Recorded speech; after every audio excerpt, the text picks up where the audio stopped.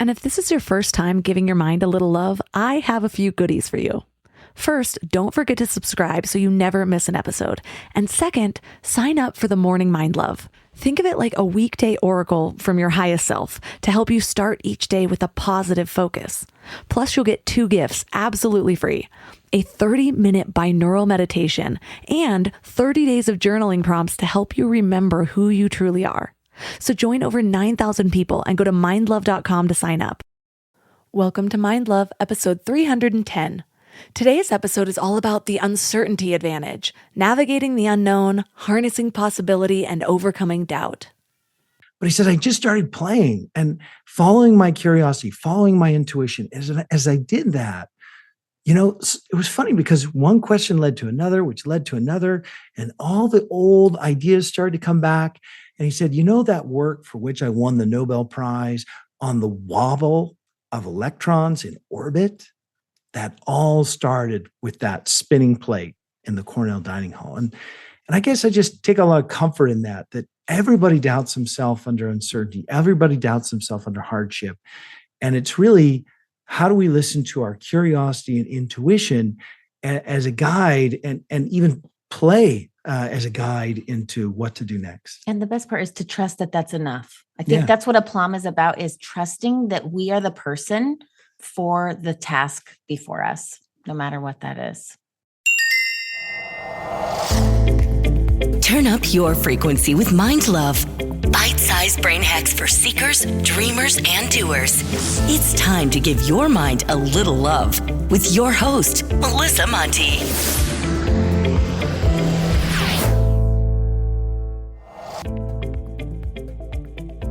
If this is your first time giving your mind a little love, don't forget to hit the subscribe button. Mind love is a habit, and the more you give your mind that love and intention, the better you'll feel about yourself and your life. Plus, it's really a win-win because more subscribers means Mind Love attracts even more amazing guests to bring you their wisdom. So don't forget to subscribe. When was the last time you felt the thrill of the unknown? You know, that mix of excitement and nerves that makes you feel alive. If you can't even remember when you last felt that, don't worry, you're not alone. Most of us are creatures of habit. We like knowing what's around the corner.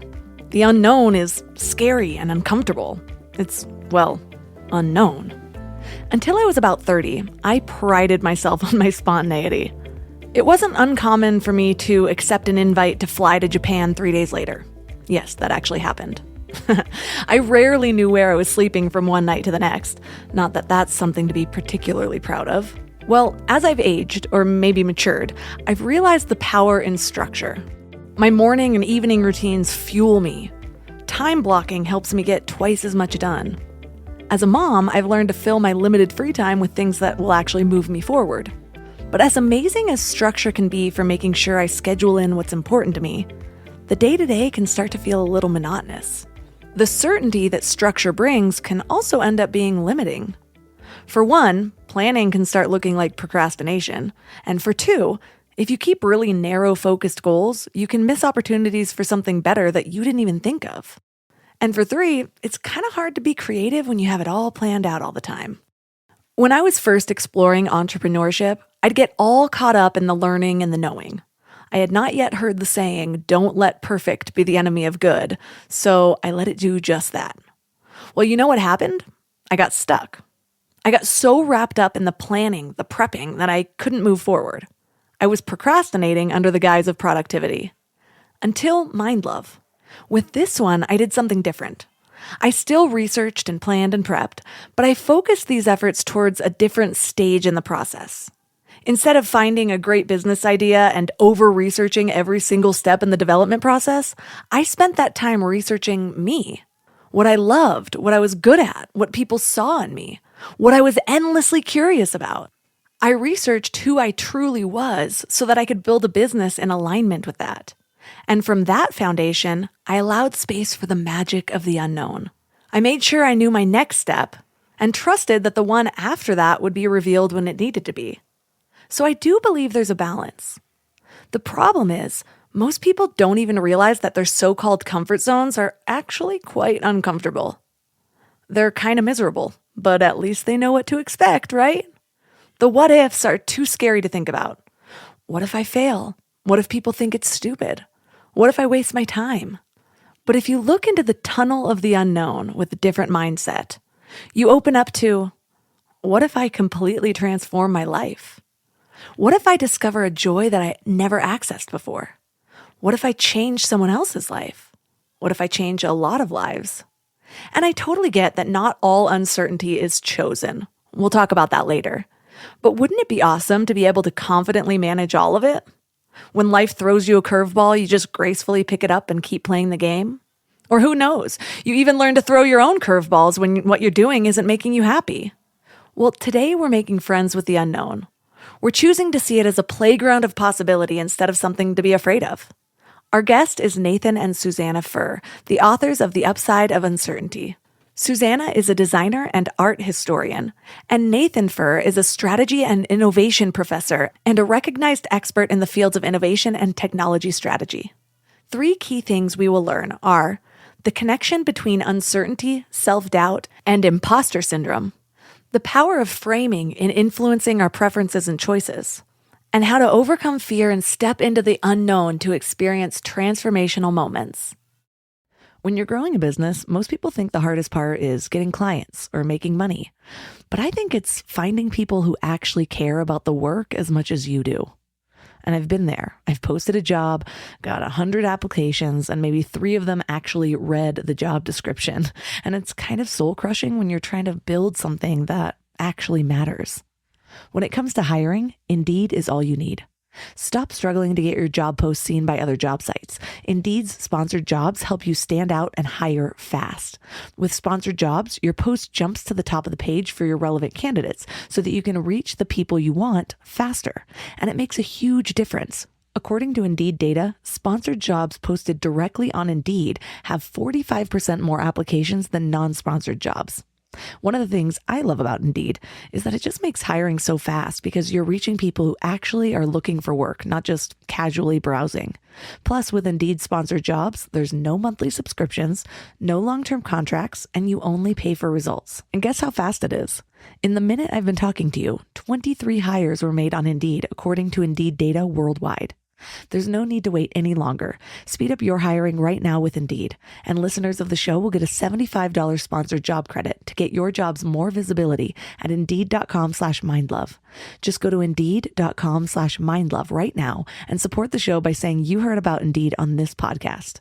Indeed.com/mindlove. Terms and conditions apply. Hiring? Indeed is all you need. I used to be one of those people who had grand plans for a big healthy meal every Sunday night, and I'd make these elaborate meal plans, buy all the ingredients, and then Wednesday would roll around and I'd be staring at that wilted spinach, ordering takeout again. Shopping, planning, and cooking food really can be simple and stress-free, and that's why I love Hungry Root. Hungry Root takes stress out of mealtime by filling your cart with personalized picks and planning your week of meals, getting smarter with every order. With over 15,000 recipes to choose from each week, many ready in just 15 minutes or less, it's so perfect for those nights when you have no energy left. What I love most is their smart cart technology. It actually learns what I like and what I will actually cook. So no more buying ingredients for recipes that I'll never make. Everything that shows up, I actually use. They screen out over 200 additives, including high fructose corn syrup and artificial sweeteners, only high quality meat and seafood with no hormones or antibiotics, and they carry brands like Vital Farms and Ithaca Hummus that I already trust. The time I've gotten back has been incredible. Instead of spending Sunday meal planning, I'm doing things that actually matter to me. Take advantage of this exclusive offer. For a limited time, get 40% off your first box, plus get a free item in every box for life. Go to hungryroot.com/mindlove and use code MINDLOVE. That's hungryroot.com/mindlove, code MINDLOVE, to get 40% off your first box and a free item of your choice for life. hungryroot.com/mindlove, code MINDLOVE.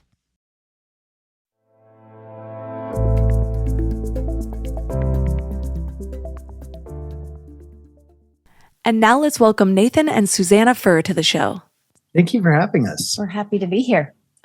So what inspired your book on reframing the idea of uncertainty? Well, it was a couple things. I mean, so I'm a professor at INSEAD, which is global business schools, one of the top business schools. I did my PhD like 20 years ago at Stanford. And I was so interested in innovation and how do new ideas happen. And one of the things I noticed over these 20 years of interviewing innovators and change makers is that we celebrate these exciting new things they do, the innovations, the breakthroughs, but we rarely talk about this thing that always preceded the breakthrough or the change, and that is uncertainty, that they had to step into the unknown. They had to take a risk. And I'll be honest, that's not something that comes naturally to me. So at first it was just kind of trying to pick up tips for myself. And then it evolved into really a research question and a series of interviews trying to understand, what do we learn from these folks about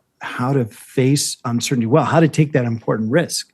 That is such a good question, because I feel like there's a lot of frameworks for success that end up skipping a lot of really important parts of it that we all get caught up in. But then it's like, oh, there's no handbook on this. So how am I supposed to approach it? Is this self-doubt normal? Or does everyone feel this lost, or that there's so many options? And one thing that I read in your book that when I read it, I was like, oh, I know this to be true, and also was surprised by it, is that uncertainty has been rising steadily over recent decades. Is that true? What's happening? Yeah, absolutely. So, I mean, I should clarify, my whole career is about uncertainty and asking, what are the tools and frameworks for a world of uncertainty? And I've done that more in kind of a innovation and strategy framework. And so this was the first time to really tackle it personally. But to ask, why would that be happening? Is that really happening?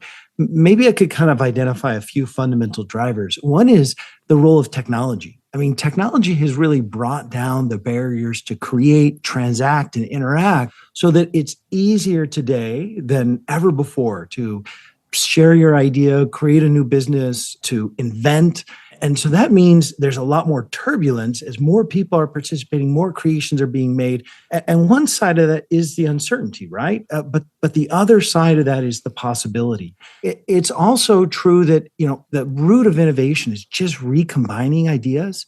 And so as we have become more open as a society to include more people with different perspectives, we're actually getting more ideas. And I guess maybe one more positive factor for me is the role of education. I mean, when we look at the role of modern education, what does it really do? It helps people to engage in abstract thinking. That is to help them recombine ideas. So, for example, there was this fascinating study they did when the old USSR fell apart, and they were able to see people who lived in the modern world but who had never been exposed to modern education. And they would give them experiments like, here's a bird, a gun, a bullet, and a knife. How are these the same or different? And you and I say right away, well, one's an animal, one's a tool, because we've learned that abstract thinking. They hadn't learned that. They would just be like, well, wait, they're all the same. They're all together. They all have to be used together.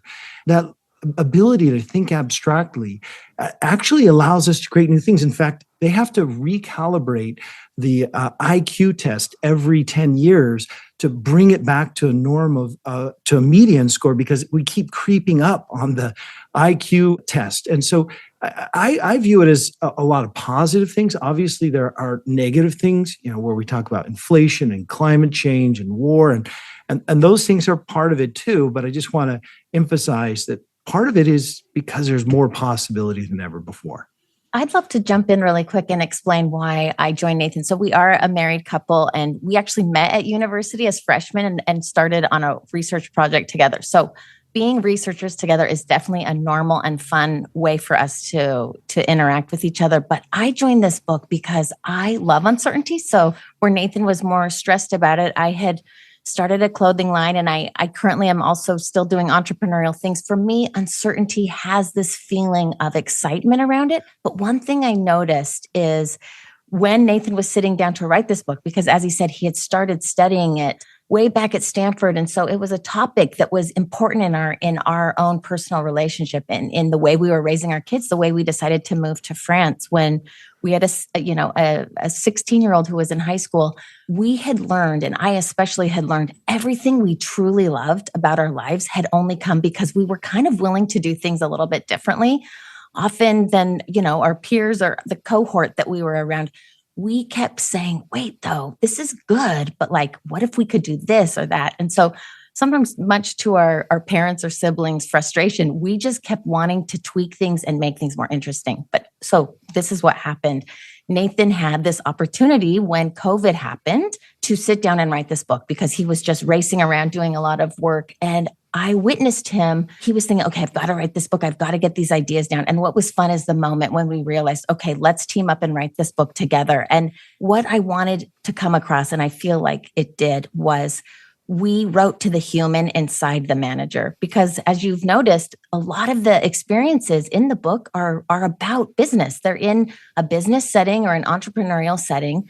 And the fun thing for people that maybe think, oh, but I don't like those kind of books. What's so cool is the things that these people learn in those settings are so applicable to anyone, to any age, to any, to kids, like our kids in college, they're giving copies to their friends, because really our message is uncertainty hits us at, kind of our reptilian brain. We don't like it. We're wired to fear it. And when we realize that uncertainty, like Nathan said at the beginning, is just a portal basically to possibility, we often say it's one side of the coin, but you've got to go through uncertainty to get to that possibility. So together, this book really became about reframing uncertainty as possibility and also talking about it in a personal way. So talking about it like you too can get better at this. I definitely dealt with uncertainty when I was starting my business. I deal with it whenever I'm pivoting or launching a new product or anything really. But I've also dealt with it when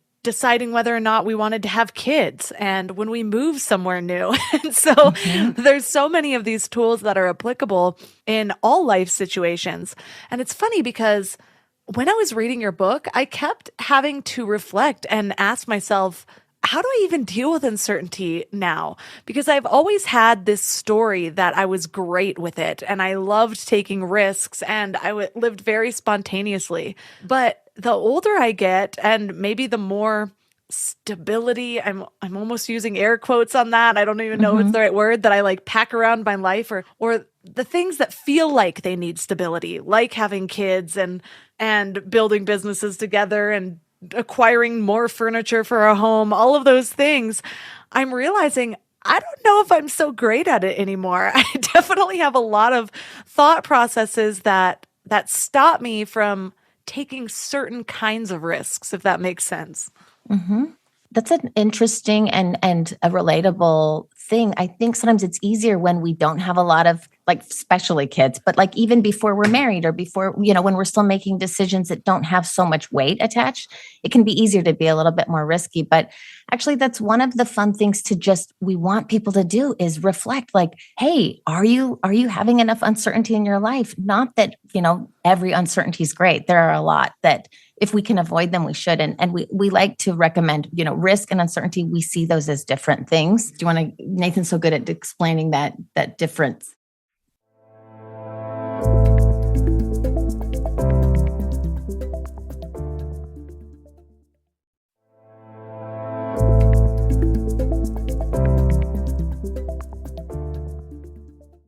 Risk and uncertainty, we see those as different things. Do you want to, Nathan's so good at explaining that difference.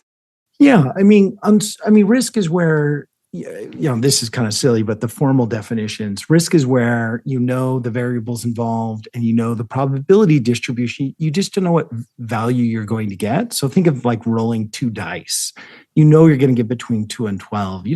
You don't know which number you're going to get. The chances of getting a 7, for example. But uncertainty is where we don't know and where we don't have the information. And so it can scare us, and I guess what I would push you on is, I imagine you learned to take those risks because you learned that good things came out of it, that, it didn't always play out, but a lot of times a smart risk with an affordable loss is what we call it, meaning it's okay if it doesn't work out. You didn't bet everything in the universe on it. That those tend to play out and make your life more interesting. I think the dilemma that you're feeling is a dilemma a lot of people feel, because I think we live in a culture that says the best thing is to be certain and safe. And we can follow that kind of cultural logic and intuitive logic, because again, uncertainty is making us nervous. So we're thinking, well, it feels better to take the safe path, doesn't it? We can follow that too far to the point where our lives get so stable and so boring that we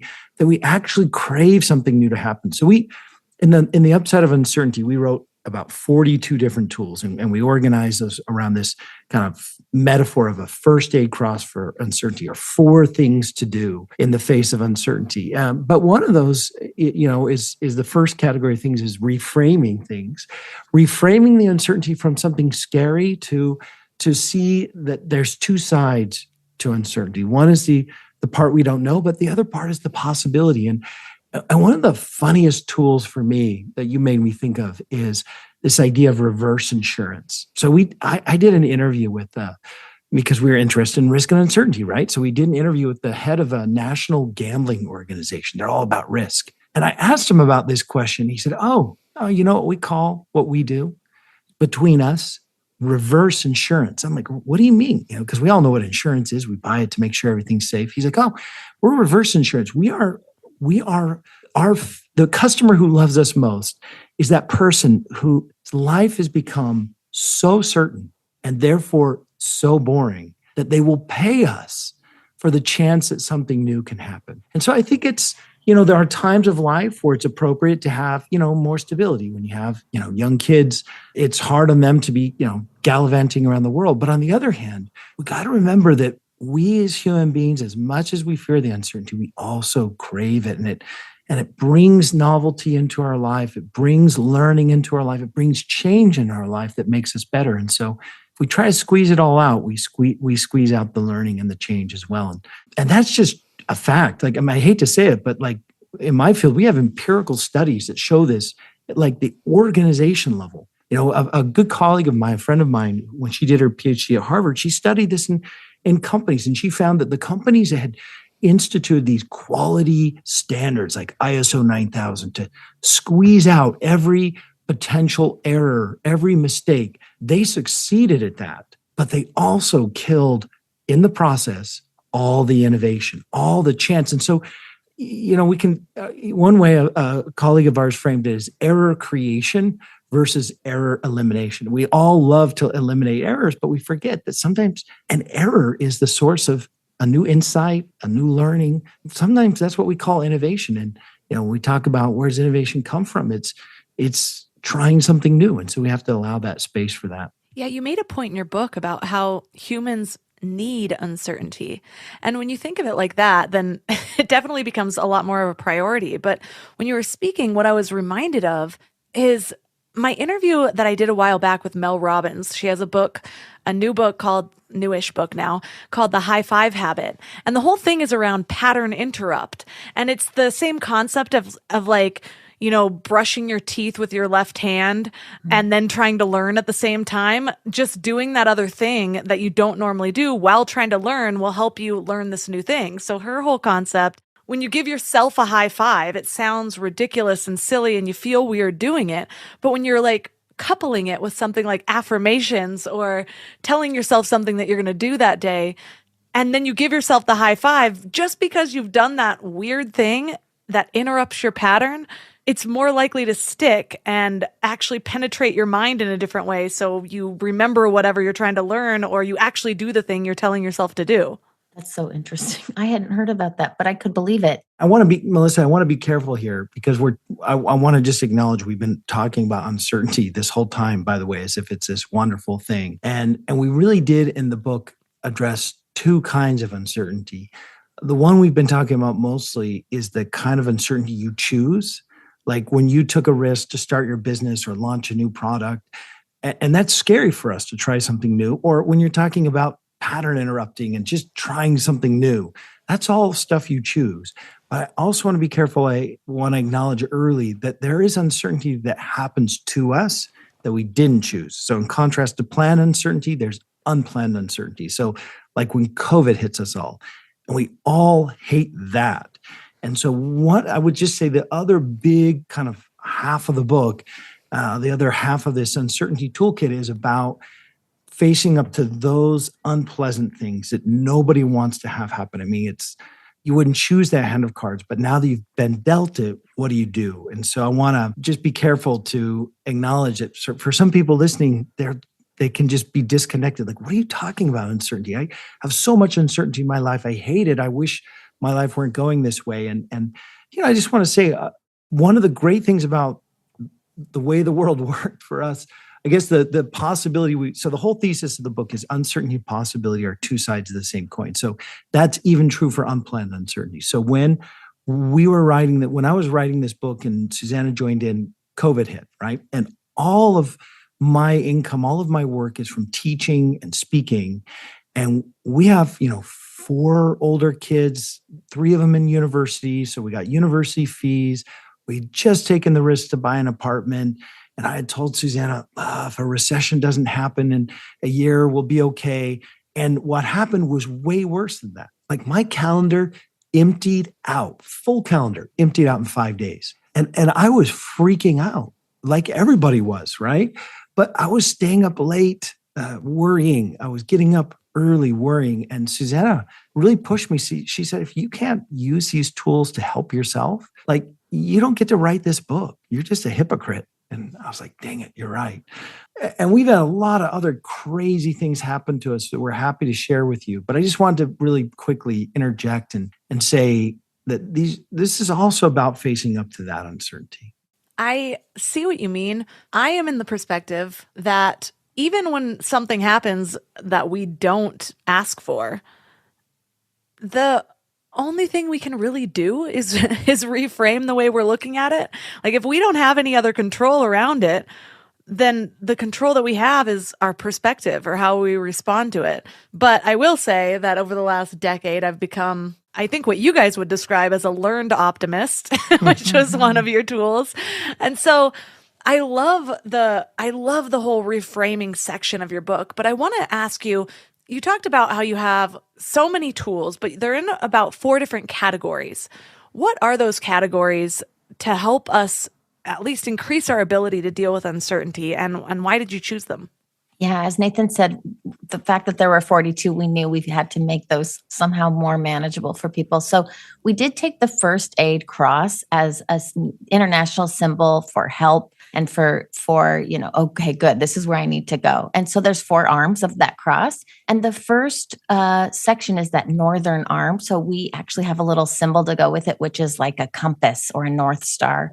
And it's the reframe category. And we've already been talking about that a lot. And I loved what you just said about in those moments of hard uncertainty, it's really sometimes the only thing we have is our ability to decide how we're going to look at that and deal with it, and even how we're going to reframe our own ability. So reframe tools, there's like 9 or 10, but they're all around this idea of helping the reader to get this idea. Wow, could this uncertainty hold any possibility? And could I be perfectly capable of navigating this? And so we help people reframe themselves, which we call aplomb. So one of the tools is reframing self-doubt, first embracing it and realizing this is normal. Everybody has this. In fact, 70% of people suffer from imposter syndrome. So reframing tools are about seeing the possibility on the other side of the uncertainty. And then on that left arm of the cross, it's the prime tools. And we picked that category really intentionally because priming is another way of preparing, but it's this cool activity you do before you're going to do something else. So there's some action involved, and priming ourselves for uncertainty is actually about getting more self-knowledge, but also situational awareness. And so it's tools like knowing what kind of risks are your aversions categories and knowing which ones you actually like, that you enjoy and don't even consider a risk. So it's a lot of tools for getting ready. And probably the one we share most often is the uncertainty balancer tool, which is where you want to inject some cozy, certain things like rituals or routines that you can count on so that it's less stressful for you when you are going up against uncertainty. And then the right-hand side of that cross is the do tool. So the best way to take action under uncertainty is to start to do things, to have a vote, to think about what you might be able to do and get going on it. But there are ways that are better to do it than others. And then at the bottom of the cross is the category we called sustain, because we really feel, in fact, that reframe and sustain, if you think about it as the north-south axis, they're similar because They're a cognitive moment. They're a reframing moment where sustained tools come in handy when things go differently than you would have hoped or liked, because that is a fact. With uncertainty, things will go differently than you planned. And it's the tools that help you endure those hard moments, the ways that you, again, reframe like, well, wait a minute, what did I learn from this? And so people who navigate uncertainty well are able to sustain themselves even when things go totally wrong, in quotes. I want to go back to the reframe section just because that's one of my favorite things to do. I'm always talking about my Rolodex of mindsets. Like a lot of times I'm like, I don't feel good in this moment. How am I thinking about this? All right, find a different way to think about it. Yeah, that one still doesn't feel good. Let me just find a different one. And I just go through them until I land on one that I'm like, all right, you know what? This one makes me feel safer, or it makes me feel bolder, or whatever it is that I'm trying to feel. And I think that a lot of people don't realize that they have that power, or it's like, just pick a new way. Yeah, you may have never thought about it like that before, but can you convince yourself to? Because it might actually do you good. And so we talked about the reverse insurance, which I thought was really cool. But the next one that you guys brought up was around frontiers, which you described as the boundary between the known and the unknown. What are some of the examples of small and big frontiers, and how can we learn to explore them?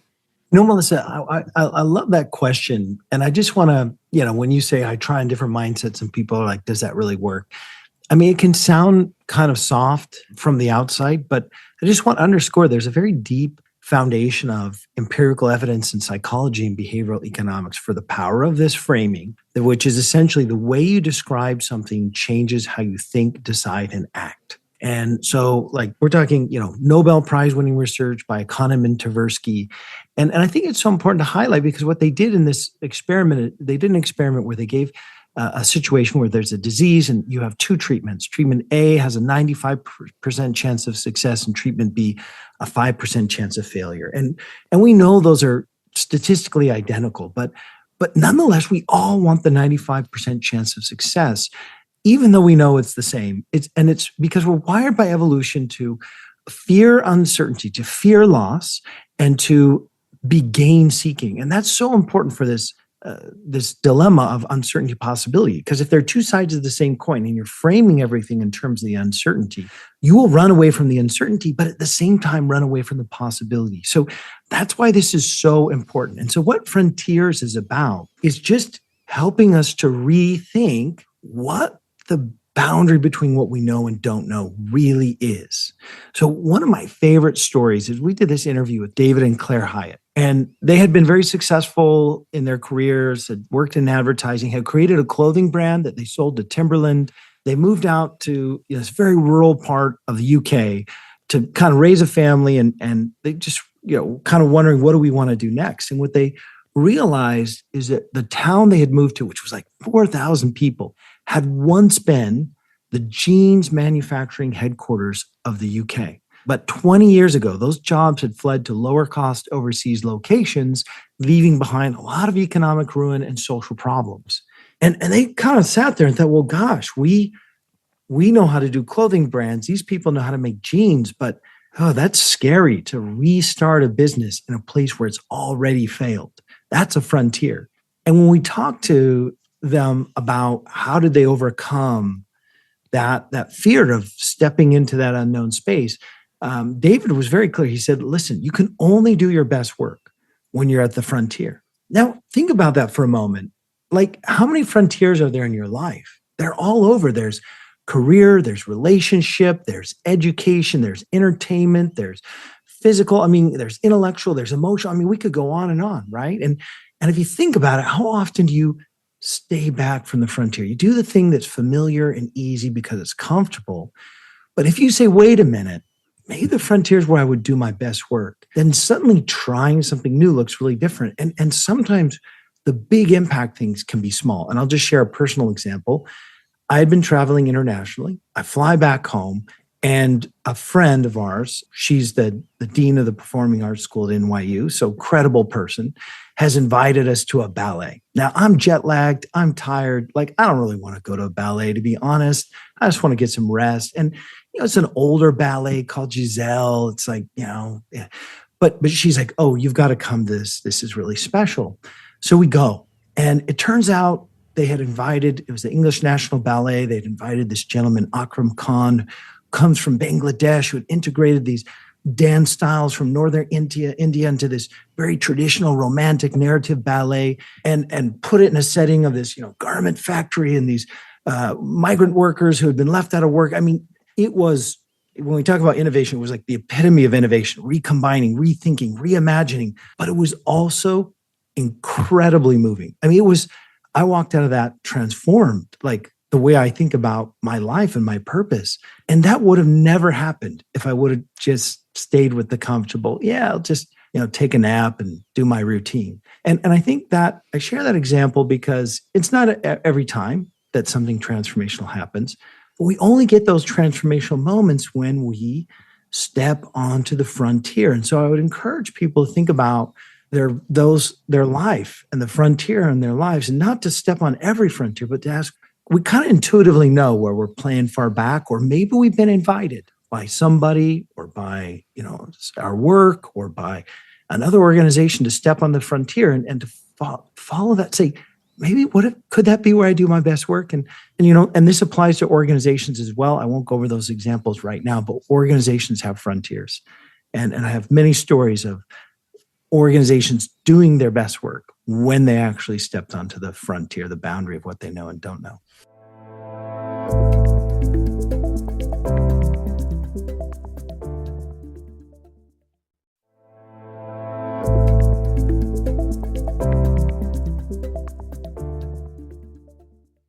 And just to have a funny little version of frontiers, we have our kids always make fun of us because we're always talking about the tools and giving them ideas. But we went to this crepe restaurant in Normandy, and all of a sudden I said, okay, guys, but are you just going to get the ham and cheese, or do you kind of want to get on a frontier? And one of our kids was like, let's go for the frontier. And it was silly, but he ordered this crepe that was walnuts and pear and blue cheese. And it became his new go-to crepe that he's like, it sounded so weird. And I was scared to do it. Some of our kids are picky eaters.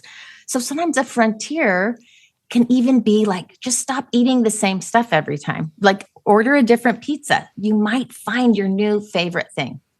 Yeah, I like that example because, again, it's one of those, like, with age, I'm like, well, I know my favorites. I did a lot of exploring before, but now I'm living in the same spot for longer than I ever have.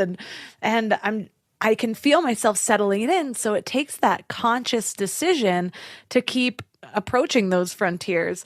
I'm reminded of, in my early 20s, I worked for a number of companies and startups, and I was the one who always came into the company, and it's like I had this loop in my mind of like the infomercial one-liner, there's got to be a better way.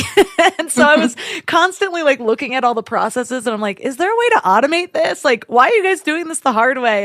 And so I became the chief of efficiency in 2 different companies by like figuring out new ways to do things. But the only question I was asking myself was, is there a better way to do this? It's not like I knew the better way ever. That was just my entry level question of like kind of popping in like, okay, well, what can I research? What can I search? What do I know exists that might be applied to this as well? And that's more of a business example, but it doesn't take that much to just challenge the way that you're thinking about things, or even just like your morning routine. Do I feel good all morning with this routine? Is this morning routine still working for me? It worked last year, but is it still what I need today? Like just self-reflective questions can kind of open doors to new ways of looking at things or doing things. Absolutely. Those are great questions to ask, because they'll lead you to frontiers that are worthwhile. Again, we never want people to feel like, oh no, they told me I've got to get on all the frontiers at once. I mean, that's not what we're saying. I just want to throw in there too, since we're kind of talking around this reframe section of tools. I mean, you did mention right when we opened up, you said something really interesting. Like you said, well, when I go into something, and I feel some self-doubt, do other people feel that too? And, Susanna kind of touched on that a little bit when she mentioned that 70% of people struggle with feeling imposter syndrome. Like, well, like maybe I'm not legit, and what we share that it's at least 70%. We share that because one of the things uncertainty can do is it makes you feel like you're out of your element. It can make you doubt yourself. And so one of the tools we wrote about was called a plum, which, is this really great image from the old French of like a plumb line, like something that's straight. It's more, we used it as this kind of construction-y metaphor of like realizing that things are, even if they don't feel as solid as you'd like, that's kind of normal. So one of the fascinating things is when you really dug in behind the scenes of some people who have done some really amazing things, they too felt a lot of self-doubt. And, if I could, I just got to share one of my personal heroes is Richard Feynman, who won the Nobel Prize in physics and is kind of one of the pioneers of quantum physics. And I love him because he was curious but he struggled so much. He kind of, this is an earlier era, and he was part of the Manhattan Project, this race to kind of end the war. And he rolled out of that project totally exhausted. That he was married, but the love of his life passed away due to tuberculosis just a few years before they found the treatment for it. So he kind of rolls out really just beaten up, but not realizing it. They didn't really have the language to talk about kind of exhaustion and burnout, but that's what he was. He didn't know it. He gets this job at Columbia University because physicists are in high demand, and he's teaching his classes, but professors are supposed to do research. And he starts feeling really bad about himself because he's like, I don't have any ideas anymore, and I don't have any interest in doing research anymore. And so he would literally go at night to the library and read 1001 Arabian Nights. Again, physicists are in high demand, so he starts getting letters inquiring, offering him jobs. And he said every letter he got made him feel worse because he's like, they don't know that I'm a total fake, that I can't do research. And then finally, he gets this letter of letters. It's from the Princeton Institute of Energy, where Einstein works and von Neumann work, like the legends of the field. And it made him feel so crazy about himself, so bad about himself, that he said, I give up. I no longer am responsible for living up to people's expectations of what they think I should be. I'm going to quit doing physics. I'm just going to have fun. I'm going to do what interests me.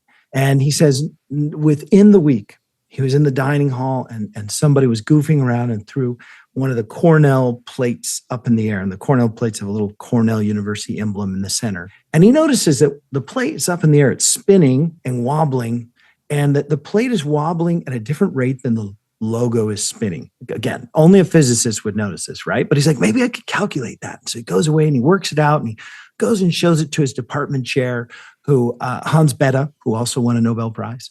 And Hans Bethe is like, Feynman, what are you doing? You're wasting your time. Who cares? This isn't important. And Feynman's like, yeah, that's right. Who cares? But he said, I just started playing and following my curiosity, following my intuition. As I did that, it was funny because one question led to another, which led to another, and all the old ideas started to come back. And he said, that work for which I won the Nobel Prize on the wobble of electrons in orbit, that all started with that spinning plate in the Cornell dining hall. And I guess I just take a lot of comfort in that everybody doubts himself under uncertainty. Everybody doubts himself under hardship. And it's really, how do we listen to our curiosity and intuition as a guide, and even play as a guide into what to do next? And the best part is to trust that that's enough. I think that's what a plum is about, is trusting that we are the person for the task before us, no matter what that is. One of the ways I love looking at things is that if I have an idea, there's something about it that's meant for me. But if I don't act on it, the idea is going to float to someone else. So I just like that because it's enough pressure, but also not too much to where it gets me caught in my own head. And I love what you say about play, because I have done a few different episodes around curiosity and the importance of things like awe and play. And the research is pretty clear that we have to make space for our own creativity. And we think of it as wasting time. But one of the things that I'm constantly thinking about now that I have a toddler and a newborn is it's like we want to be entertaining them all the time. But boredom is so good for you at any age, because then it gives you the space to start coming up with your own ideas. And if we are always watching, scrolling, or even what we think as productive, reading, researching, learning, then we're still just consuming over creating. And so sometimes, especially if we haven't been doing it regularly, we have to just, like, my version of making that space is sometimes time blocking a half hour for creativity and just like laying on the floor until I come up with an idea of something to do. Let my mind wander, go on a walk without an audiobook or a podcast, which is probably a suggestion against my own interest at this moment, but it's just so good for you to be able to just allow space for those ideas, if that makes sense. Yeah, we do live in a world that technology does many good things, but one of the hard things it can do is it can just fill our every moment. You know, it's funny because at the end, towards the end of the book, when we talk about this chapter around this section around sustaining, which is more about when things go differently than you expected, how do you keep up your hope and your enthusiasm? It's funny, we did that whole section differently. So instead of like having like 10 tools, we just organized it into 3 categories. And the 3 categories were emotional hygiene, recognizing that having a setback and the uncertainty brings challenging emotions, and realizing that just like we have to do physical hygiene for our bodies, we have to do emotional hygiene, which is care for ourselves. And you took a risk. Don't beat yourself up and say, "Oh, I was so stupid. Why didn't I see that?" No, treat yourself well, bandage that wound. Say, you know what, that was brave of me to try. And maybe it didn't work this time, but maybe next time. And so emotional hygiene is one. The second is reality check, which is using this whole set of, psychology-based tools to kind of reason about the situation and see it differently. But the third category, which was, at Susanna's pushing and was hard for me to call it this, we called it magic.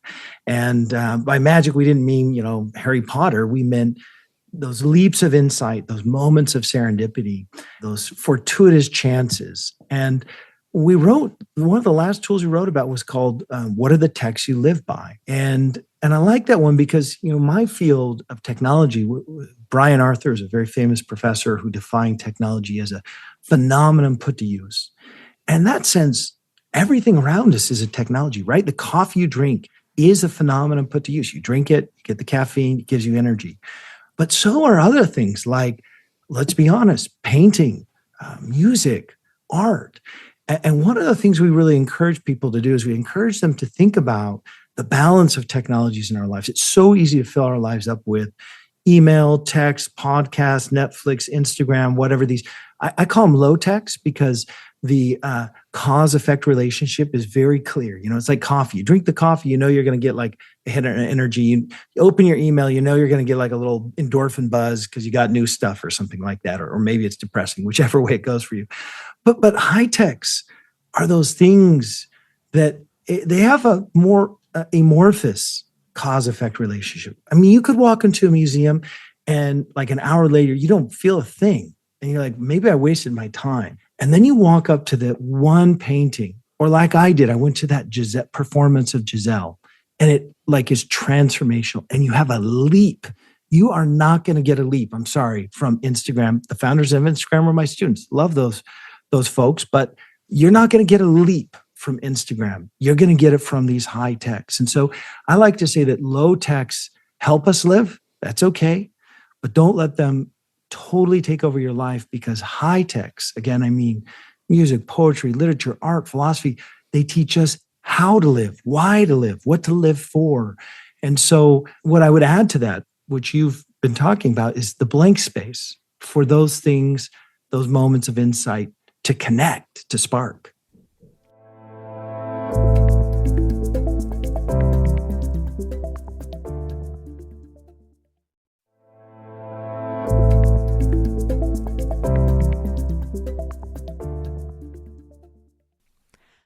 I actually found the magic section to be my favorite section of the whole book.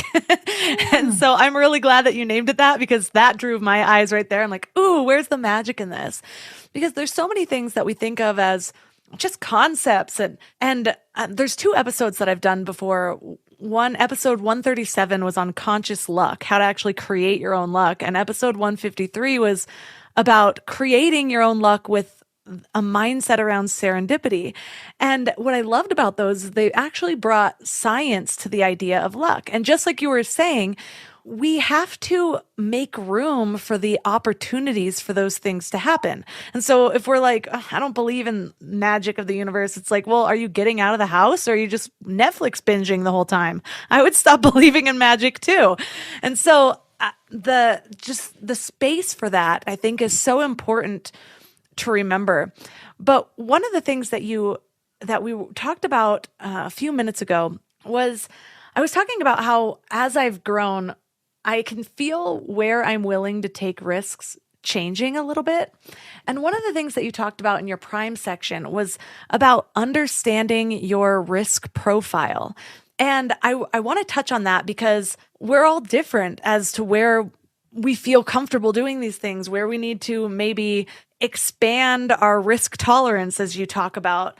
And so why is it important to understand our risk profile, and how can we start to sort of push against that so we can find the areas to create space or find inspiration and all of these magical things we've been talking about? Gosh, that's a great one. It's in the prime section. It kind of comes from a life lesson that one of my mentors at Stanford taught me, Dr. Tina Seelig. At the time, Susanna was creating her clothing line, which at that point, it wasn't generating any money. It was just money going out the door. And, PhD students, we don't make a lot of money. We had 4 kids. We were living in this tiny, tiny, tiny apartment on campus, just going into debt. And the thing, though, about Silicon Valley that's tough for an academic is that the professors aren't the heroes. It's the entrepreneurs, it's the innovators. And so I got to this point where I just started to feel really crummy about myself. Like, gosh, if I had any courage, I would be an entrepreneur. And Tina was one of my mentors and could see I was feeling kind of down. She invited me to go to lunch. It was very generous of her. And at lunch, I kind of unburdened myself and said, Tina, if I had any courage, I would go be an entrepreneur, but I'm just not a risk taker. And she's like, what do you mean you're not a risk taker? I said, yeah, I can't risk it all. I just can't do the financial risk of being an entrepreneur. And she said, well, wait, do you really think there's only one kind of risk? And I was like, well, what do you mean, Tina? She's like, well, in my mind, there's financial risk, there's intellectual risk, there's social risk, there's emotional risk. We could go on, right? And sure, you're not somebody who feels comfortable with a financial risk right now because, hey, you have 4 kids, everybody's depending on you and you're in debt. Like, no duh. I'm glad you're not going to take on any more financial risk. But you do seem somebody who's willing to take an intellectual risk and a social risk. And it was like in that moment, understanding where I had a risk aversion, like what was hard for me, and where I had a risk affinity was deeply insightful. And I knew immediately I had made the right choice by being a professor because I could take these social and intellectual risks, but I could, pull a salary and not be so anxious about the financial risk. And I've come now to realize if I had quit my PhD program and gone and been an entrepreneur, maybe it'd be like reading about me in jail because I had gotten so stressed out about the financial risk and done something, really untoward and unethical. But what she revealed is this principle of it's very useful to do some self-reflection and say, where do I feel really unnerved? What type of risk unnerves me? And which ones do I feel more comfortable with? And then number 1, play to your strengths and hedge your weaknesses, protect yourself a little bit. Number 2, but don't let where you have an aversion totally stop you, straight. One of my favorite interviews with this entrepreneur, 8-time serial entrepreneur, hates financial risk. How in the world could he be an 8-time entrepreneur if he hates financial risk? Well, knowing that about himself, he just always lined up a consulting gig on the side that paid the bills while he started a new company. It was like he knew that about himself and he hedged it so that he didn't have to be worn down by the uncertainty of it all. And I'd say, third thing is don't let a risk aversion hold you back from what you most care about. My family, many members of my family love, Downton Abbey.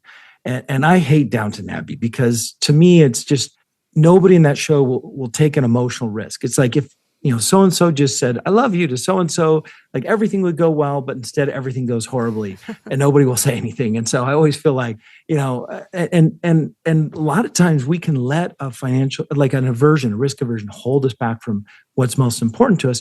And then fourthly, the good news is you can do something about it. The way to expand your risk profile in any given area is to take small risks. So great example, one of our interviewees, very successful career, gets an opportunity to join a really well-known startup, but it's his first startup and he's really nervous. And he realizes, I've got to, in this new role, shift from avoiding risk to taking some risk. And he realized about himself that he really felt kind of an aversion to physical risk. He said, you know what? I'm going to take a kickboxing course to face up against that risk. And he said, it ended up being really fun, but it said it expanded his ability to take physical risks, but also other kind of risks. Because he realized, when you take a small risk and it goes okay, you kind of get comfortable with the next one and the next one. I am just reminded about how powerful our beliefs are about ourselves. And so again, it's one of those Rolodex of mindsets for me where I'm like, okay, if I heard myself saying like, I'm just not the type of person who takes very many risks, I would then likely stop myself and say, is that belief serving me? And can I look at it in a different way? And I usually use like Byron Katie's 4 questions. Is that true? Can you absolutely know that it's true? How do you react when you believe that thought? And who would you be without that thought? And so it's with the risk thing, it's like, am I somebody who doesn't take risks, or am I just not somebody who takes risks in this area right now? When was the last time I did take a risk? How did that turn out? When was the time I took a risk that it turned out well? And just keep going until I started to change the way that I viewed my situation, because I have found that once I do that, all the new possibilities open up for me, because it's one of my mottos that the beliefs that we have about ourselves basically create the container of what we see as possible, or basically, what we see as possible for ourselves in this lifetime. And I love the risk profile activity too, because like you said, I think when we just say someone is a risk taker or not, it's totally missing the point. Because there are, we have a little, we included Tina's little riskometer that people can use, but those 6 things we have you rate yourself on, you could put in your own 6 things. It doesn't have to be physical or financial or emotional. It could be other things. And just getting more comfortable with the idea that we all have different aversions and affinities gets really fun. And we love to encourage people to do this as families and as couples. Like figure out, hey, where can you partner up with someone, and realize, even with our little kids, like, hey, you're good at that. Will you help me with this? And it's a moment of celebration to figure out what we are good at and celebrate each other. Yeah, because like right now, I am not the kind of person who will up and move to a random destination. I was 10 years ago, but right now it's not the time. But I am the type of person who will get certified in skydiving and raise my hand for a challenge on stage before I even know what the challenge is. So it's Awesome. like, once you start to see yourself in different areas, then it's like, can I push that boundary a little bit? But another topic that you talked about in the prime section that you sort of touched on a few minutes ago was the uncertainty balancers. And I love this because I have certain areas of my life, and I always have, that are like very stable routines. And I think that's what's made me feel safe to push the boundaries in other areas. So what are uncertainty balancers? Yeah, I'm sure it's helped you, because what people kept sharing with us when we did a little bit of digging, because there are so many entrepreneurs who will say, I love uncertainty so much. One woman said, I eat it for breakfast. I eat uncertainty for breakfast. But the reality was she had the same breakfast every morning because it was so important to her to have this certain granola and this certain yogurt or granola bar or something. And so she brought it with her because it gave her that sense of, yes, I can count on this one thing, because maybe the rest of her day was crazy. So what we kept finding is people who deal with a lot of uncertainty are able to give themselves comfort and security and even, that sense of calm, because they're putting in things that help them. And so these things could be routine. So the breakfast could be one, could also be people. That was one of the main ones, is having a network and a community, or like a partner where you feel seen, where you feel like, okay, everything's going nuts, but I can count on this person. One individual was saying, yeah, actually, I have such stable relationships. I can't take drama. And all my friends are from junior high, which we thought was hilarious because he was in his 50s. So people find ways of creating these moments and comforts. And it's super helpful. And so we always say, hey, you can't have too many uncertainty balancers. So add some more in. It's funny because when I look at my life, as I said before, I kind of used to thrive on the risky decisions to my own detriment. Now that I look back, I might have been self-sabotaging a little. But when I really started to open up and take risks in the areas that were worth it for me, that were actually going to move me forward, was actually when I met my husband. And so for me, I feel like he might have been my biggest uncertainty balancer, because he sort of created this safety net for me to like be myself and not be rejected. And so I was able to just feel good being who I was. And once I stopped trying to please everybody else and try to show up as everybody else wanted me to be and be cool and follow the successful path that everyone else was laying out in their minds, and I got to just be who I was, then I was able to focus on the things that I wanted and the things that I wanted to create and take the risks that helped me get there. So I love the idea of uncertainty balancers, because it was when I read that section that I realized that that was what was necessary for me to actually do the big things that I've done in life. And so I love leaving listeners with something, an action item to focus on for the week, so that they have just one thing. We've covered a lot of different ideas, but just one thing that they can focus on and implement to sort of ground this material into their lives. So if you were going to give them one piece of homework, as you will, what would it be? Well, we wrote about this idea called transilience, which is like beyond resilience. I mean, resilience is great, but a lot of times it carries with it this connotation of you can take a punch and stay standing. And for me, transilience is something beyond that. It's an old word. We often use it in the technology strategy world to mean this kind of leap from one state to another. So think about the moment when like an iron ingot becomes molten, or when water becomes steam. It's a phase shift moment.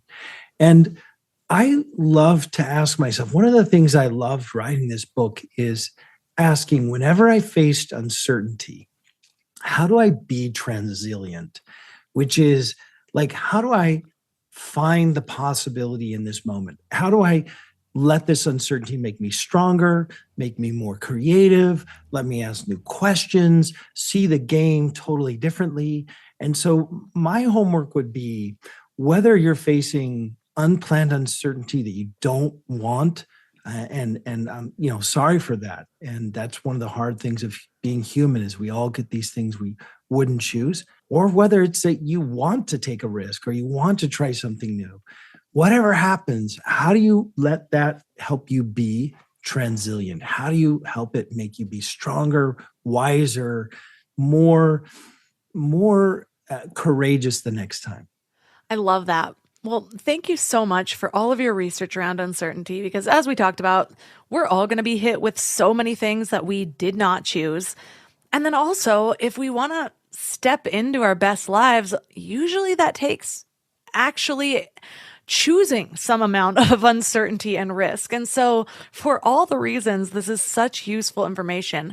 And we were only able to touch on such a small portion of the 42 tools that you have mentioned in your book.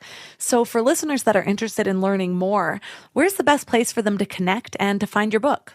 So yeah, we have a website. It's the upsideofuncertainty.com. And it's really fun because we also have an asynchronous course. So that's a fun option for people that like to have slides and little PowerPoint. And Nathan and I are, we show up in like 42 different outfits because we filmed it over a long, over a couple months. But we really are so curious about helping people figure out how to, like Nathan said, have these phase shift moments into living their best lives. And so there's a lot of information there. Also, just online, you can read about each of the tools and a little blurb about each one.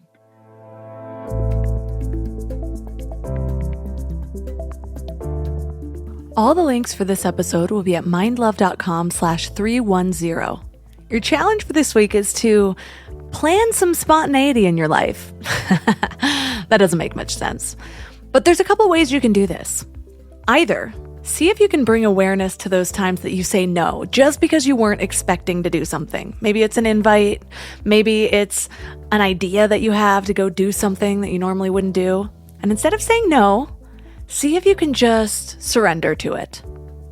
Your other option is to leave some space for boredom and allow creative ideas to flourish.